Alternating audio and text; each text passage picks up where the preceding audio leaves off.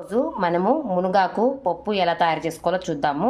దానికి కావాల్సిన పదార్థాలు కందిబ్యాళ్ళు, మునగాకు, అది లేతదండి, దీంట్లో కొంచెం కరివేపాకు కూడా కలిసింది, కడగడానికి అట్లా పెట్టుకున్నాను.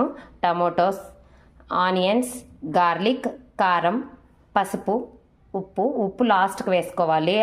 కుక్కర్లో వేసుకున్నాక, కుక్కర్లో మొత్తం అయిపోయినాక కందిబ్యాళ్ళు వేసుకొని దీంట్లో తరిగిన ఆనియన్, టమోటో, గార్లిక్ అన్నీ వేసుకోవాలండి. ఆనియన్, టమోటో, గార్లిక్ వేసాను కదా, ఇప్పుడు కొద్దిగా పసుపు, తర్వాత కారం, మునగాకు, కడిగి పెట్టుకున్న మునగాకు లేతది వేసుకోవాలండి. చాలా హెల్తీ అండ్ టేస్టీ. రోజుకి మునగాకు ఏదో ఒక రూపంలో తీసుకుంటే మనకు కాళ్ళ నొప్పులు అస్సలకి ఉండవు. దీంట్లో తగినంత వాటర్ వేసుకొని ఇప్పుడు కుక్కర్లో 2 విజిల్స్ వచ్చేంత వరకు బాయిల్ చేయాలి. అన్నీ వేసాను కదండి, ఇప్పుడు వాటర్ వేసుకొని స్టవ్ మీద పెట్టుకోవడమే. చాలా ఈజీ, మీరు ట్రై చేయండి.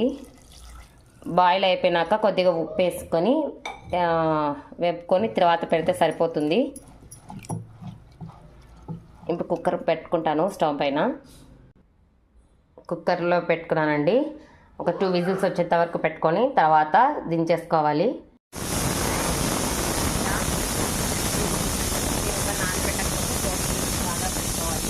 దాని తర్వాత దించేసుకోవాలి. 4 విజిల్స్ వచ్చాయి, కుక్కర్ తీసానండి. ఇప్పుడు సాల్ట్ వేసుకొని మనము దీన్ని మెత్తగా రుబ్బుకుంటే సరిపోతుంది.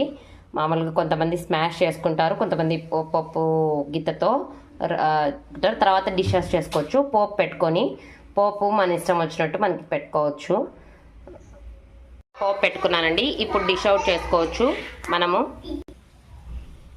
పోపు పెట్టుకున్నాం కదా, పప్పు దీంట్లోకి వేసుకొని ఇప్పుడు గుమగుమలాడే మునగాకు పప్పు ready.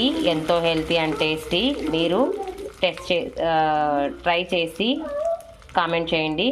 Thank you for watching my channel.